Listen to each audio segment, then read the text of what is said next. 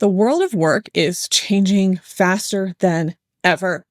There's a lot of noise out there about staying relevant, and most of it is very vague or just completely unrealistic. You don't need to become a thought leader, although I do work with a lot of clients on that, but that is not something that you have to do. You don't have to constantly reinvent yourself, which I think social media has made us feel like we need to do. And you definitely do not need to take a course every other week just to keep up. I know some of you like that, but you don't have to do it. What you do need to do is pay attention. Relevance is what keeps you from being left out of important conversations. It's what helps people think of you for new roles, projects, and opportunities, whether you are job hunting or not. In this episode, we are going to talk about what relevance actually looks like, how to stay ahead without burning yourself out, and how to use my Control Your Career process to keep growing in the direction that actually makes sense for you in your career. Welcome to Control Your Career. I'm Julia Toothaker, your strategic career consultant, and I'm so glad that you're here. This podcast is all about helping ambitious professionals take control of their career with clarity and confidence. Now, you might not be job searching right now, though I know some of you are.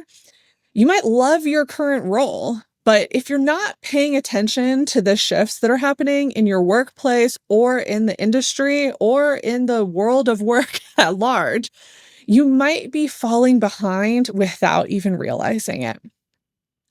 We're going to be talking about a lot of different things today, but at the top of the list, it's going to be about how to keep your skills sharp, how to stay visible without feeling like you're self-promoting. And I do actually have an episode on that if you want to check it out from this season.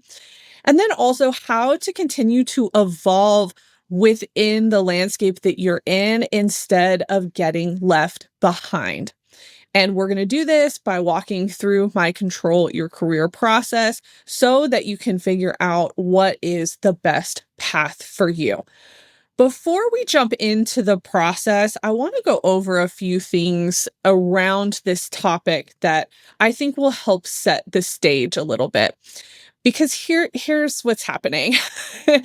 Relevance is, I think, sometimes hard to define because everything is moving so quickly. And so I don't want you to think that relevance is about like chasing the next shiny new skill or being trendy. So in this work context right now, AI is the really big topic. Now, do I think that you need to understand AI? Absolutely. Do I think that you need to go out and get all these certifications and take trainings and all of that? Absolutely not, because I don't think that anybody truly understands what they're doing yet. So I just want to set the stage in terms of the AI conversation with that. But relevance within your career, it's about really just staying connected and understanding your own evolution within your career. And so understanding the work that you do, understanding your role, understanding your industry, and how you fit within that. It's understanding what is coming next and not just holding on to the past or holding on to what is comfortable for you, but really being able to take a step back and go, I can see the writing on the wall. I can see where this organization is headed. I can see what they're asking of me. And do I have the skills? And so it's really being able to strategically look at your position.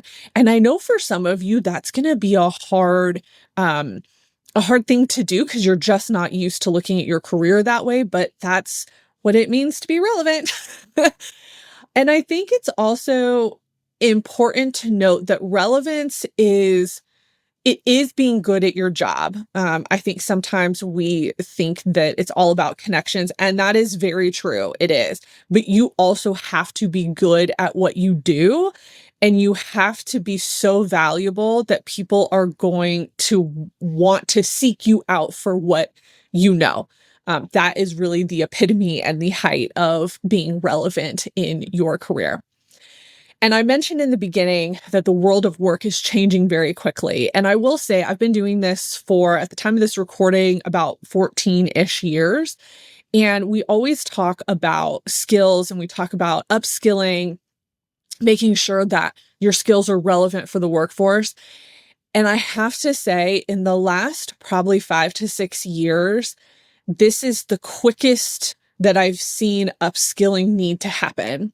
And I think a lot of that does have to do with AI, but I think the landscape of the world of work is just shifting so quickly that so many people are getting left behind or they're not quite sure how to adapt because it is moving so quickly and there are so many pressures put on us.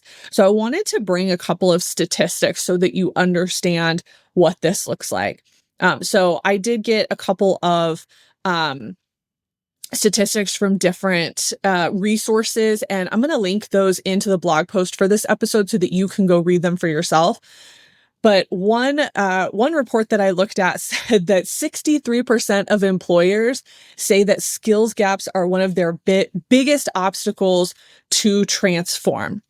And so I don't know the source in terms of like what the specific skills are, but I think just in general, upskilling the workforce is very difficult.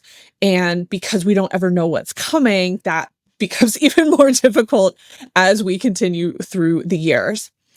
Another survey said more than half of workers think that their skills could be obsolete in 5 years. This is actually very common.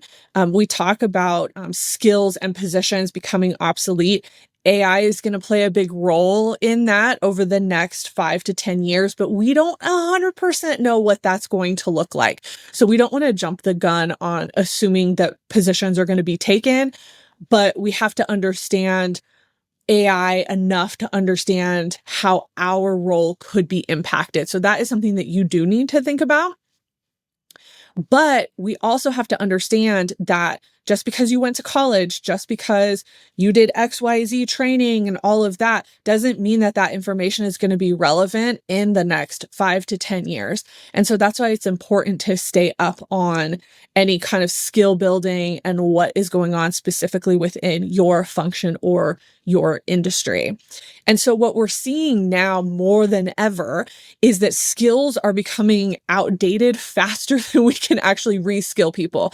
And that's not only within an organization, but that's with us personally. I put a lot of onus on the employee to bolster their skills because so many companies do not pay for any kind of professional development and upskilling these days. Some do, but many don't. And so a lot of that is going to fall to you to find those resources. And I'll talk about some resources as we go on. But that's the thing that you have to understand is, are you staying on top of things, making sure that you are staying relevant within your function and industry, specifically just around skills, not anything else, is something that you really have to take seriously.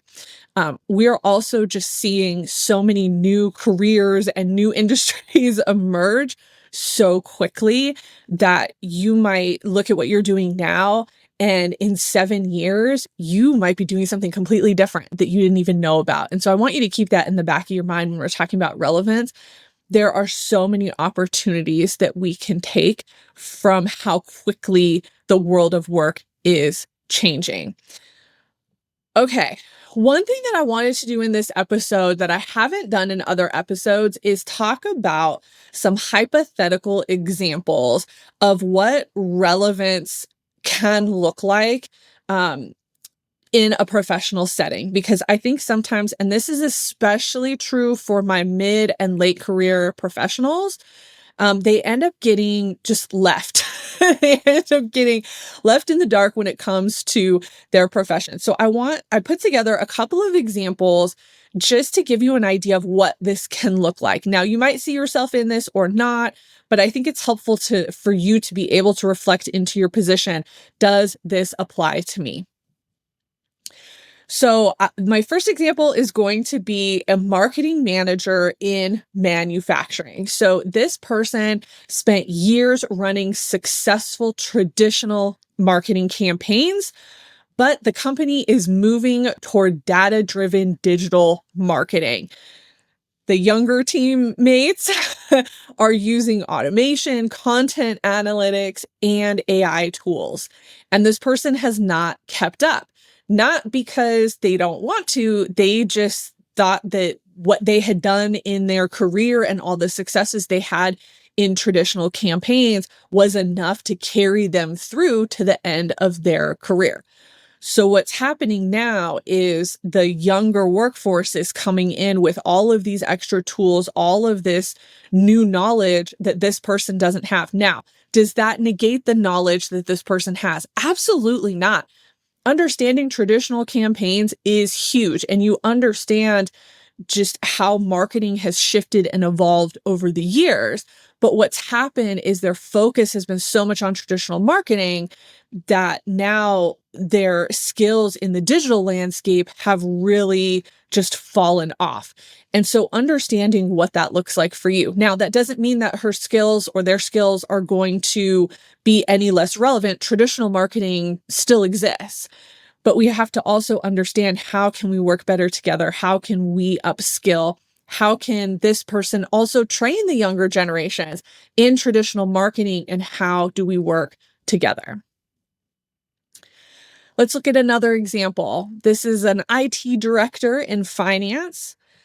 This person runs mission critical legacy systems. I know we all love anything with the term legacy in it. But leadership is now making a shift and focusing more on cloud-first AI integrated platforms. And this person, because they had been part of this really core function, this legacy system, they didn't get involved with any of the cross-functional training, any of the task force needed to think about this cloud-first AI integrated platform. They didn't do any of the upskilling workshops. So there were things that were offered and they didn't do it. And now they're seeing newer team members be more innovative and moving up within the organization very quickly. And they're realizing that they're not being asked the same questions that they were 5 years ago. They're not being, asked to be at the table for these conversations because they did not volunteer. They didn't get into some of the earlier conversations around this. Now, is this a common thing? This is something that I have seen with clients happen, where you think that a system is not going to age out, and sometimes it does, or you are just there in your corner not doing anything. You're managing the system, but there's a whole lot of other stuff going on. And then what ends up happening is all these new things eventually will replace whatever this legacy system is. And so for those of you who are in situations where you're dealing with a program or something that's been around for a really long time, you're an expert in it, you know all the ins and outs and all that, that's awesome. Like, I love that. But also, if you see that the tide is turning in your organization, you also need to jump on that bus, because you have historical knowledge. You are going to be the best person to be able to have a conversation around, oh, I can see where we can integrate this. I can see where we can make a shift and a transition. You will be the one that will be able to say, hey, here's what this system can do. Here's how we can make a shift. And then you become relevant to that type of transition and will likely become a partner within that. So again, make sure that if things are offered and it relates or could potentially impact the work that you're doing, make sure that you are on those task force, in those calls, doing those trainings. Whether you think it would impact you or not, it's going to be helpful to be at the table. And then my last example of how this can happen in the workplace is an HR partner in healthcare. So this is somebody who is really great at engagement surveys and benefits planning. But in their organization, remote teams, DEI initiatives, and more strategic workforce planning has really become a priority within HR. But this person doesn't know anything about that. And so they are seeing people get hired. They are seeing leadership go to other team members, asking for input, putting them on teams together, just having these conversations. And this person is being left out. Now, there are two ways to think about this, especially within HR, which I know is a very niche area, as every area is. But somebody who's really good at surveys, who's really good at benefits planning, they might not want to be a part of the other stuff. And I think that that's okay. However, if there are opportunities for you to be at the table and have a voice as it relates to the things that you want to do, you want to make sure that you are doing that. Now, I could get really niche with this and talk about the impact of remote and DEI on the surveys and the benefits planning and all of that. I'm not going to, but that is how nuanced this can get to the situation that you are in. So I think the whole point of me sharing these three examples is so that you understand what this can look like in the workplace and how you need to evaluate your position to understand, am I relevant? Am I somebody that people are going to come to for an opinion? Do they want me on the task force? Do they want me at the table on this group? Whatever it is, you want to make sure that if you want to be that person, you are that person. Not everybody wants to be at the table. That is also fine. But you have to understand that for yourself and be able to go, you know what? I'm good doing this. I know that I can speak into XYZ, or maybe I want to do a little training on this just to understand what's going on, but I don't necessarily want to be at the table. But again, understand what that means for yourself. You also have to think, even if you are that person, that relevance is going to give you options. And when we talk about controlling your career, that is huge. You want to be able to say yes or no to something. You don't want to have to be forced into making a change because somebody else wants that to happen. So being aware of what's going on is going to help you be able to control your career even more. I think too, confidence is something that we talk about a lot, and staying relevant really keeps your confidence going, and it keeps you engaged in the work that you're doing at the organization that you are in, because now you feel valued and you are being asked to be at the table. And I think that's so important as well. Relevance also makes you more promotable, makes you more hireable, and honestly, more resistant to getting overlooked, which in this landscape right now, when we're talking about layoffs, you want to be the person that they say, we cannot let that person go because they are so key to whatever this project is, or they've been able to offer a lot of insight across different teams that we want to make sure that we keep. So relevance can look different in different scenarios, but we want to make sure that we understand what relevance looks like for us in our career, in our positions. Okay, I know that was a long intro for this, but we have to set the stage. And I think this is such a unique topic that is really going to look different for each person. So I wanted to make sure that we could really set the stage on that. But now I want to go through the Control Your Career framework.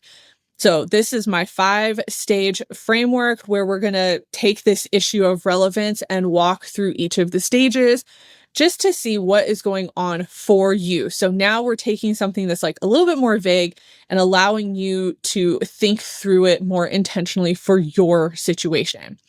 Stage 1 is going to be realistic reality. And I do believe that this is one of the most important sections that you can go through for any of the career challenges that we talk about. And when it comes to relevance, there are a couple of things that I want to make sure that you are looking at and being very realistic about. I think when it comes to relevance, realistic reality is going to be so core to this process. So first we need to understand the industry trends that are happening. So what are some of the shifts that are going on? I know we've talked about AI. That is a huge one. But are there other things that are going on? Is there any kind of other automation? Has consumer behavior changed? Has the company been bought or sold? Sorry, that's more company based, but industry, like what are big industry things that are happening that are going to impact you in any type of way? And then what are the company priorities? So this would be where if a company is bought or sold, could come into play here. But what are the budgets saying? Where are we putting money? What is the strategy? What do you hear leadership saying?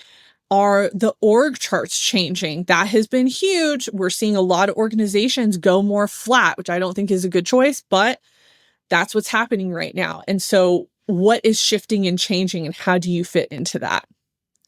And then skill demand. We talked about this earlier, but you have to get really specific for your function and your role. What is being asked more often in meetings, on job postings, and in performance reviews? And then the last thing to think about in realistic reality is reputation perception. And this is huge, especially for my more experienced professionals. You have to ask yourself, are you seen as someone who is more forward thinking, or are you considered old guard?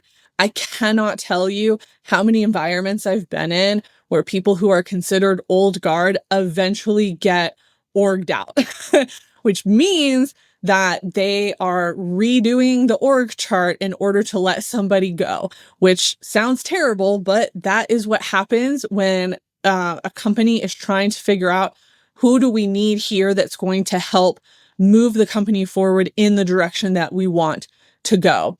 So understanding that and being very real with yourself about which one you fit in is going to be helpful. Now, having said that, I know some of you who think, oh, I probably am old guard. It doesn't mean that you can't also be forward thinking. I think that there is a lot of merit in being a good combination of both. You have to understand the industry, you have to understand the organization and what has happened to be able to understand what can happen moving forward and be that person that can say, hey, here are some potential obstacles. Whether the company listens or not is something different, but being able to see both sides, I actually think is an advantage and really helpful as long as you have a seat at the table. So really think about, for you in your position, what is changing in your work, in your industry that you have been ignoring, avoiding, or underestimating. I know for a lot of you, it's going to be AI. A lot of you are pushing back on it. You don't want to be a part of it. You see other people using it and you don't like how they're using it. I get it. But you have to at least understand how it's going to impact you. You have to look at it from the lens of, how could this take my job? How can it make me more efficient? How can it make me better at my job? So really start to ask yourself that. Then we go into stage 2, which is identity analysis. And this is where we are really looking at your personality. And so when it comes to this idea of relevance, it's really about what makes me valuable. And in some cases, maybe where am I being underutilized? Where can I really say, hey, I have this skill that you might want to use, assuming it's a skill that you like. One thing that we talk a lot about is energy. And I think that it sounds like a woo-woo word, but it's really not. You really have to understand what you enjoy doing, and where you do have energy and where you do get excited. And so when it comes to relevance, if you're not excited about it, then it's not going to be something that you want to do, and people can tell. And so really this combination of your strengths and your energy are going to be really helpful. And so understanding what that looks like for you in your career. And it doesn't mean that it's something you've always done. Just because you've done it doesn't mean that you enjoy it, doesn't mean that you get energy from it. So you do have to make that distinction for yourself. And so when it comes to strengths and energy, I want you to ask yourself, what do you do exceptionally well that you enjoy, but is also relevant? And I think that's going to be the key changer for you to understand relevancy in your position. We've talked a lot about skills. I highly recommend doing some kind of skills audit.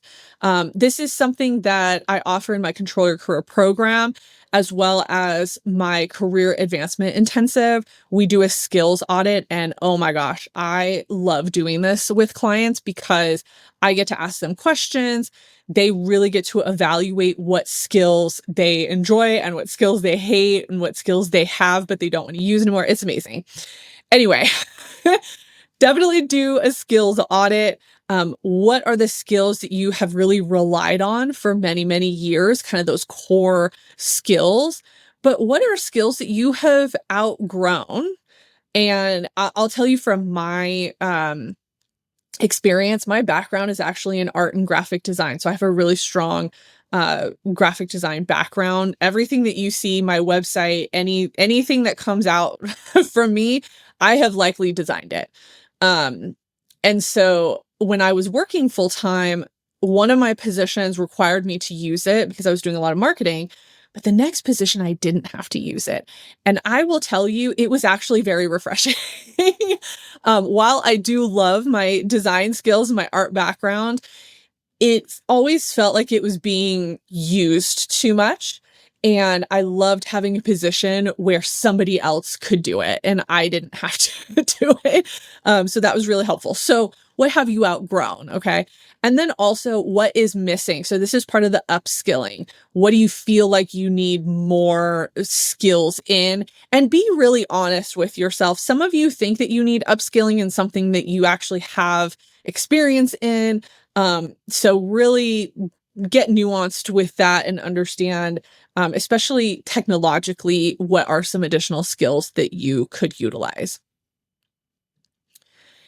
And then I want you to think about your values. We always talk about values. I think it's so core to who we are.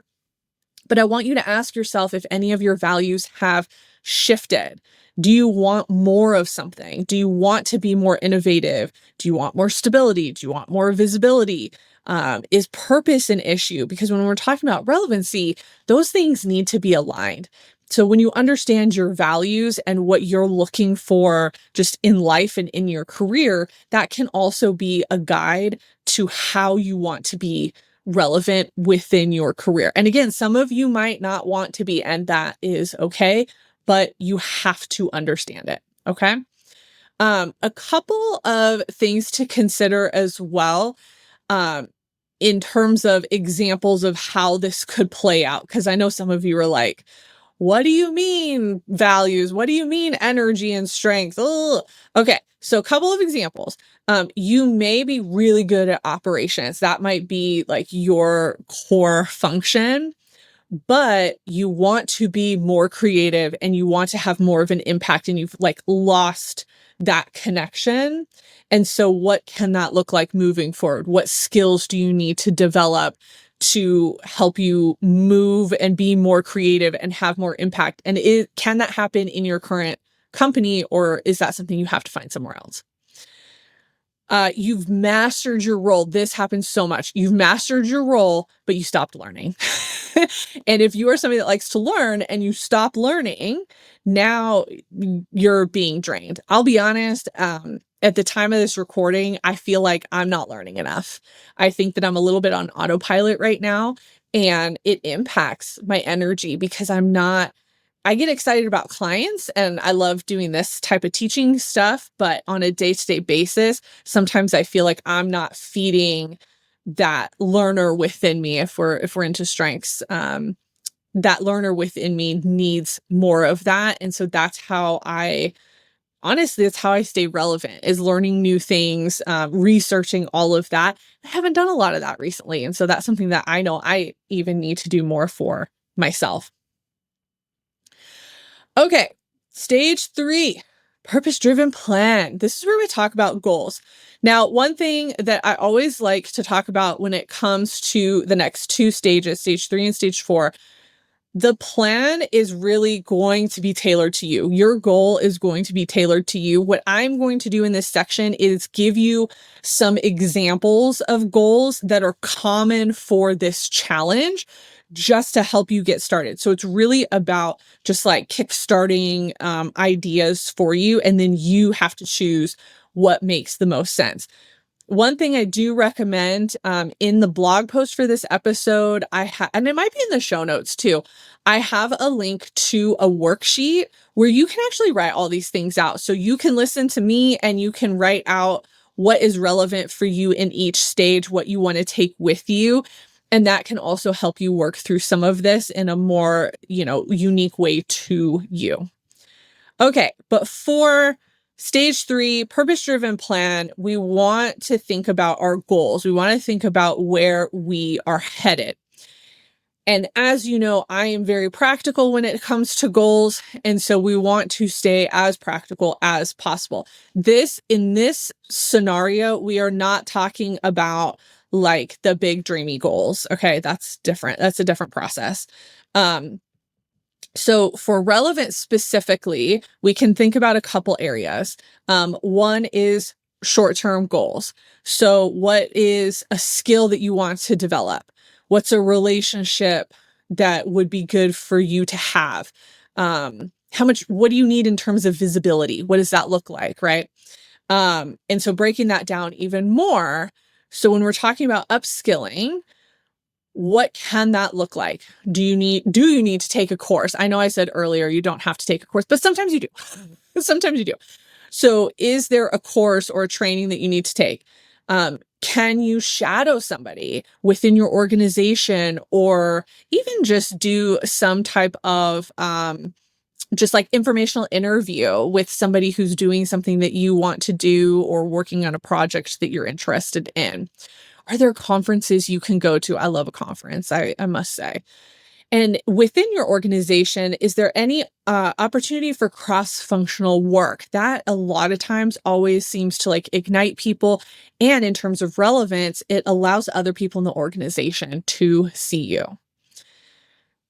Then we want to talk about what our role can look like. So possible role expansion within the organization. This is not always possible for some people, but if this is something that you can do, I really want you to think about it.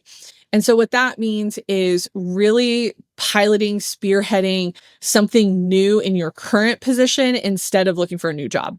And so it's just looking for a new project, being on some kind of committee or task force or something like that. That's a really good goal because, again, it allows for visibility, it allows for relevance, and it allows you a seat at the table.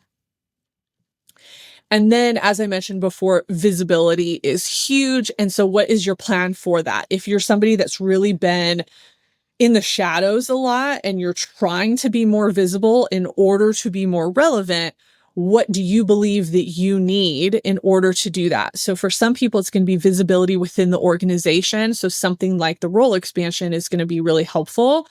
But for others, if you're like, no, I want it to be bigger, I want to be known in my function, in my industry, then you might want to engage more on LinkedIn or go do podcasts or something that's going to get you out there. So you want to choose between those just in order to not overwhelm yourself when it comes to visibility, because it can be a lot if you are not used to it.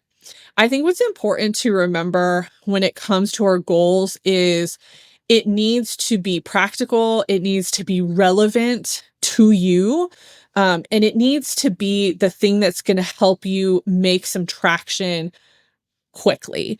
So you don't have to do everything that I just said. Those are just ideas. So which one makes the most sense for you right now that you can do? And a lot of times I recommend a quick win. What is something that you can do that's going to get you a quick win, that's going to help keep the action and the momentum moving forward? Speaking of action, we are going into stage 4, which is initiate action. A lot of times this is where I see people fall off. You have the goals, you understand what you need to do, but then to actually take the next step, to actually take action in something, that's where people get really held up, and we see them stall. When it comes to relevance, relevance is all about action. If you are not taking action, you are not going to be relevant. And some action steps that you can take, again, the action steps are going to be related to the goal. So if you chose a specific goal, your actions need to align with that goal. I'm going to give you some general action steps, many of which are based on the goals that I mentioned, so would likely be helpful for you, but you are going to have to really identify that for yourself. So a couple of options: have a conversation with your manager. That is one of the easiest ones, especially if you are looking for other opportunities to be visible. Have a conversation with them, get their feedback. Obviously, if it's a safe space. If it's not, then that's going to look a little bit different. But allowing them to understand where you're at and what you're trying to do is going to be really helpful. I mentioned joining like a cross-functional team or something going on in the organization. So yes, that's a goal, but then you have to actually go join the team. So you need to talk to whoever is in charge, or you need to find out what's available. And so that could also be part of a conversation with your manager. One thing that I really think is underutilized by a lot of professionals is actually planning time for upskilling, whether that's weekly or monthly, but giving yourself space to learn. And it doesn't have to be formal training. It could be, I'm going to take an hour just to read through articles about my industry, or, I'm going to read through thought leaders' posts on LinkedIn and comment and all of that. It doesn't have to be huge, but making time for that is really great and simple action for you to get started if you're not ready to take a bigger action. Another action that I think is helpful when we're talking about relevance outside of our organization, so where we want to have a bigger impact. So maybe you do want to be a thought leader. I have a lot of clients who want to go that route. You have to look at your LinkedIn. You have to go through your profile. You need to understand what your profile is saying about you, as well as start to produce content for that. I'm not going to go in depth with that because that could be a whole other episode, but I do have some resources for that I'll put into the blog post as well. Okay. So our actions, some of them are going to sound like some of our habits. So we're going to switch over into stage 5, which is high impact habits. Habits are not always something I'm going to recommend depending on what you're trying to do. But when it comes to relevance, relevance and visibility are very similar in terms of you have to be on people's radar. And in order to do that, you have to develop some really good habits. Now, when it comes to relevance, there's going to be some different habits that are helpful. One is going to be you have to be informed. So you have to understand what's going on in your function, in your industry, in order to be relevant within your organization. And so making sure that you are getting newsletters that are relevant to you. I love setting up Google alerts for different things. That's been really helpful for me. So anything that you want to know about within your industry or function, make sure that you know where to search and you have that information at your fingertips. I'm always big on reflection. So maybe monthly when it comes to this, getting out that notebook or that notes app, whatever you have for yourself, and doing some reflection on where were you relevant, or where were there opportunities that you did take, or maybe where were there opportunities that you missed that you could have taken. And then finally, skills. I mentioned this in the action section, but setting some regular time, weekly or monthly, for upskilling and just information gathering, learning of some kind. I think that is probably one of the best habits that you can integrate right now if you are looking for more relevance. What was the other thing I was going to say? Oh, okay. With LinkedIn, this is if you want to go the more thought leader route, but build habits around LinkedIn. So one thing that I do is I try to go on a couple times a week and just comment. and just be a part of the conversation. So you don't have to do it every day, but maybe plan a half hour a couple times a week for you to go on LinkedIn and either make a post or go in and comment, and just try to keep that going as much as possible. It's important to remember that relevance is really about staying connected to your work, your industry, and to your own professional growth. That is how people keep thinking about you. It's how you spot changes early and how you decide what is worth your time. So if you have been feeling stuck or invisible or feel like you're behind, you don't have to redo everything. You don't have to leave your current position, but you need to start paying attention to what is going on and then make intentional moves. I went over a lot in this particular episode. So here's what I want you to focus on for this week.